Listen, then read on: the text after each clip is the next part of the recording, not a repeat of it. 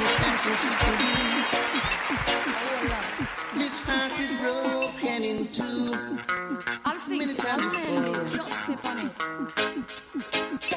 Tell her it's a case of emergency. There's a picture by the name of Gregory. Oh yes. Night nurse. God. Only you alone can quench this thirst. I know. My night nurse, yeah. You want me? Oh, the pain is getting worse. I know all about it, you know. Ready?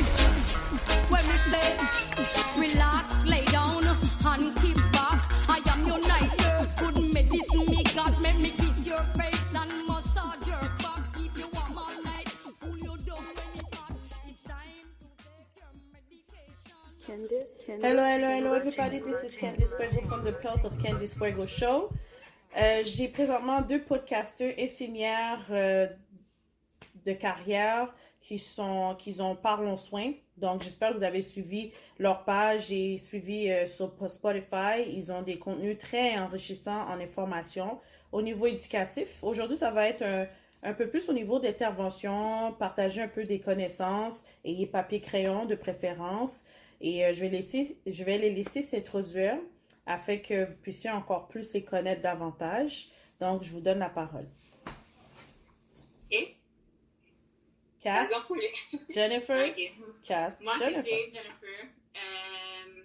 Je suis infirmière depuis quelques années. Je suis enseignante aussi en soins infirmiers. Je suis podcaster vraiment très peu, mais une fois par semaine avec Kay.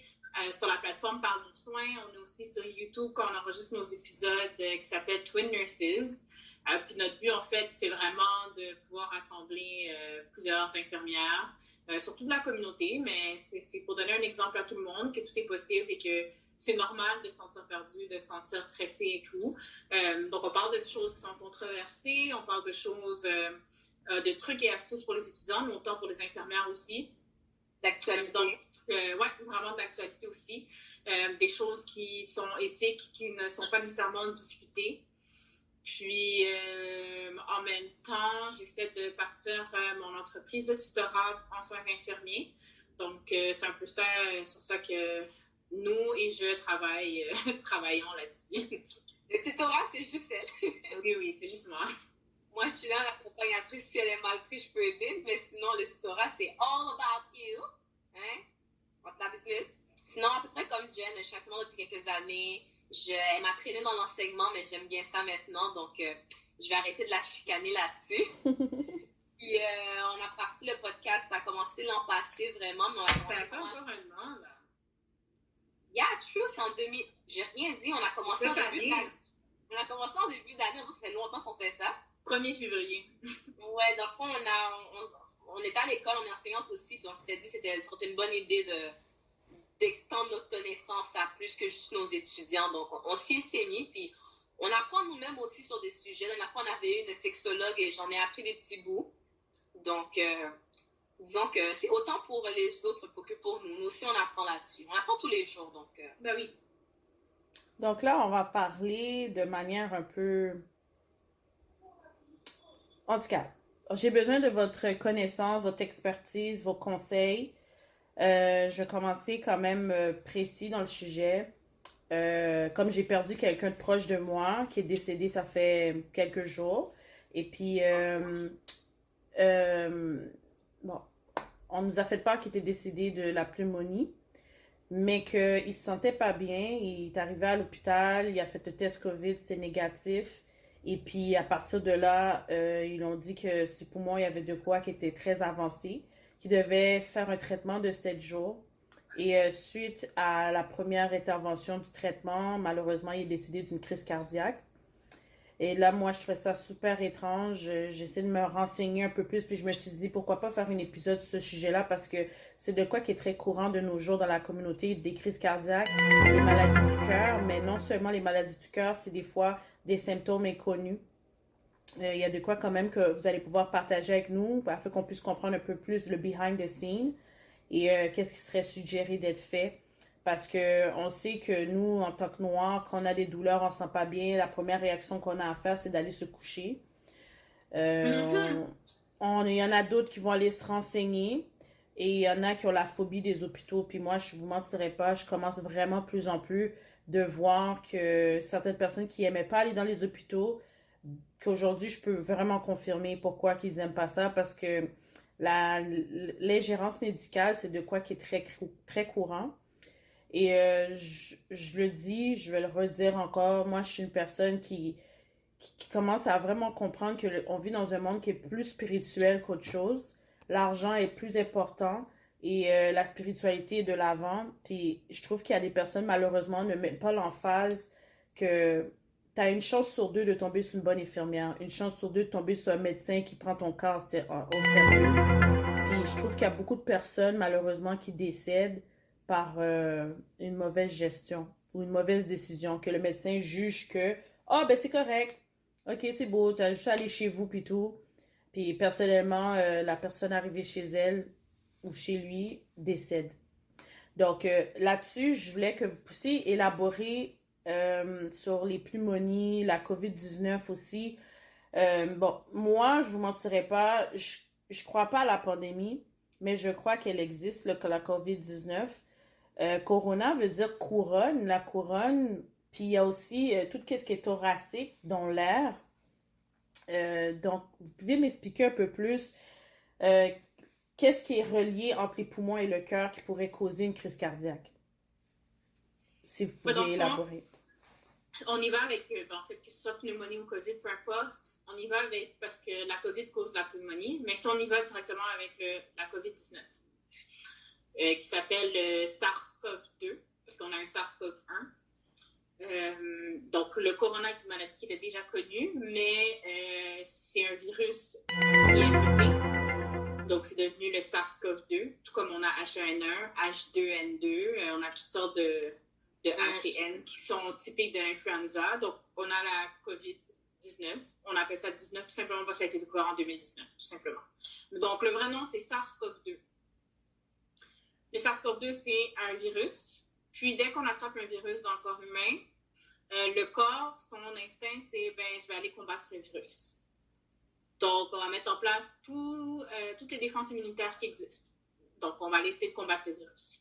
Ça, c'est comme ça pour tous les virus, toutes les bactéries, tous les protozoaires, peu importe ce que vous voulez, là, le corps, c'est comme ça qu'il réagit. Pendant la défense immunitaire, il y a une réaction inflammatoire. Le SARS-CoV-2 va directement dans les poumons, parce que c'est comme ça qu'il est attrapé, principalement. Puis, il va directement dans les poumons, donc la réaction inflammatoire va se produire dans les poumons.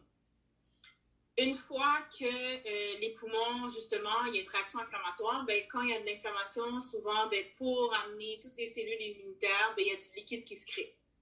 Puis c'est là que ça peut se transformer, justement, en pus, comme certaines plaies qu'on peut avoir sur le bras ou peu importe. Donc, mis à part ça, donc ça crée une réponse immunitaire au niveau des poumons, puis ça crée la pneumonie, directement. Donc, on a la pneumonie qui est causée par le virus SARS-CoV-2. La pneumonie étant une réaction inflammatoire et le SARS-CoV-2 causant une réaction inflammatoire systémique, donc partout dans le corps. Donc, plusieurs organes réagissent durant l'infection du SARS-CoV-2. Donc, on a des réactions, quand on fait les tests, on va réaliser que le patient, souvent, il y a des signes d'infarctus. Donc, infarctus, c'est crise cardiaque. Puis, pas se tromper avec arrêt cardiaque, c'est une crise cardiaque. Donc, là, on réalise que ça affecte aussi le cœur, parce que dans le fond, le cœur et les poumons, ça va souvent ensemble. Ouais, si le cœur est trop malade, les poumons vont être affectés. Si les poumons sont trop malades, le cœur va être affecté, parce que les deux s'occupent de tirer le sang et de faire la circulation du sang. C'est vraiment ça leur job. Donc, c'est ça le problème. C'est pour ça qu'ils sont tellement interreliés l'un l'autre, ils sont collés l'un sur l'autre. Donc, ça arrive que le virus, puis un virus peut se déplacer. Ça, il faut savoir. Oui, il peut s'établir dans les poumons, mais il peut décider, laisse-moi aller dans les reins. Puis il va aller se promener dans les reins. Donc ça, c'est problématique. Puis les bactéries sont pareilles aussi, ils vont aller se promener d'un endroit à l'autre si on ne traite pas suffisamment rapidement. Puis là, ça peut causer des crises cardiaques, le SARS-CoV-2, parce que justement, tu as une réaction inflammatoire, tu as de l'inflammation qui s'étale jusqu'au cœur. Puis on a une enzyme qui est sécrétée dans notre corps quand le cœur est affecté, ça s'appelle les troponines. Puis les troponines, quand justement on a réalisé, quand on fait des prises de sang chez les patients, on réalise que leurs troponines sont élevées quand ils testent positif pour la COVID. Donc, c'est une cascade qui suit, puis il y a plusieurs symptômes. La COVID, c'est pas simplement une pneumonie, mais c'est vraiment une infection qui crée une réponse immunitaire partout dans le corps. C'est généralisé. C'est vraiment généralisé, effectivement. Donc, exactement. Donc, on va se retrouver avec des poumons qu'on appelle blancs parce qu'ils sont infectés. Il y a une autre molécule aussi qui s'appelle des dédimères qui vont démontrer si jamais il y a une embolie pulmonaire. Ben, une embolie pulmonaire, ça peut être causé par plusieurs choses. Donc, on peut se retrouver avec un caillot dans les poumons, dans les vaisseaux des poumons. Donc, ça, c'est problématique. C'est un peu l'équivalent de l'infarctus au niveau du cœur, mais ça se retrouve au niveau des poumons. Puis, encore une fois, c'est causé par la réponse immunitaire. Donc, au fur et à mesure, tous les organes shut down. Parce que si ton cœur prend shut down, tes poumons sont en train de shut down, Les reins dans vont pas shut down. longtemps, tes reins vont shut down, exactement. Le foie, en général, c'est le dernier qui shut down. Donc, lui, il est vraiment unique en son genre, mais tous les autres organes shut down. Si tes reins ne fonctionnent pas bien, ton cœur ne fonctionne pas bien, tes poumons ne fonctionnent pas bien, ça affecte ton cerveau automatiquement. Ça envoie des toxines dans ton cerveau. Et c'est là que le tout s'entretient l'un l'autre. Donc, chaque défaillance d'un organe entretient l'autre organe qui défaille tranquillement. Et c'est là souvent qu'on retrouve des décès avec la COVID-19. C'est la réponse immunitaire généralisée qui fait vraiment ça. D'où la raison pour laquelle on a dit que les enfants réagissaient beaucoup moins à la COVID-19 que les adultes. S'ils n'ont pas de personnes problème, Pardon? s'ils n'ont pas des problèmes de santé reconnus, les enfants, C'est vraiment en lien avec leur système immunitaire. Ils ont une réponse immunitaire moins importante. Donc, ils vont moins essayer de combattre le SARS-CoV-2. Donc, la réponse immunitaire, c'est ce qui tue. C'est vraiment, dans le COVID, c'est la réponse immunitaire qui tue. Donc, si le virus finit tranquillement par die down, entre guillemets, à ce moment-là, on se retrouve dans une situation où le patient, à ce moment-là, il y a moins de symptômes. Parce qu'il n'y a pas de réponse immunitaire aussi exagérée que chez l'adulte. donc, on nous parle souvent de prendre des vitamines, dont vitamine D, vitamine B12 aussi, j'ai entendu, vitamine E. Mais il y a des pilules en tant que telles, comme chez Tau. J'ai vu qu'ils ont différents pilules. Il y en a un qu'ils ont pour le zinc. On dit le zinc est quand même assez puissant pour booster le système immunitaire. Est-ce que tu pourrais dire, ou si vous pouviez m'aligner, là, quel type d'aliment qui aurait en général un peu tout pour renforcer le système immunitaire? Je sais qu'il y a le citron. Curcuma. Hein? Ouais, le curcuma, c'est la vie. Curcuma et gingembre. Je pense, Ouais. c'est ma mère qui m'a dit ça en commençant le COVID. Puis, tu sais, je dis ça comme ça. Je pense que c'est pour ça que je ne l'ai pas attrapé. Je travaillais en centre d'hébergement quand c'était la première vague et que c'était chaud. Je prenais thé, gingembre, curcuma matin, midi, soir.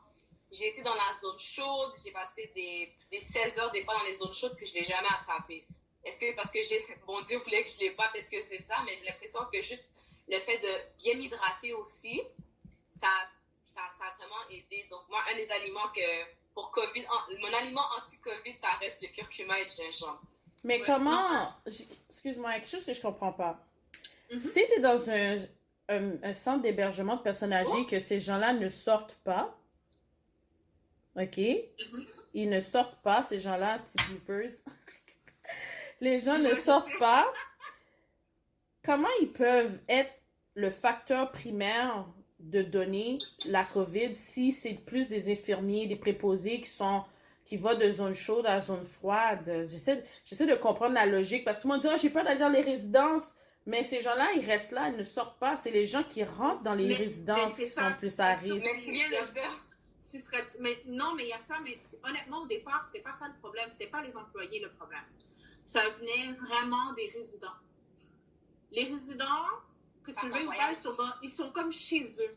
Donc, ils ont le droit de sortir, ils ont le droit d'aller dehors, ils ont le droit d'aller chez leur famille, de se promener, aller voir les voisins de leur famille aussi. Ils ont le droit, s'ils veulent, de ne pas revenir pendant toute la fin de semaine, faire ce qu'ils veulent. Ils peuvent aller en voyage s'ils veulent avec leur famille.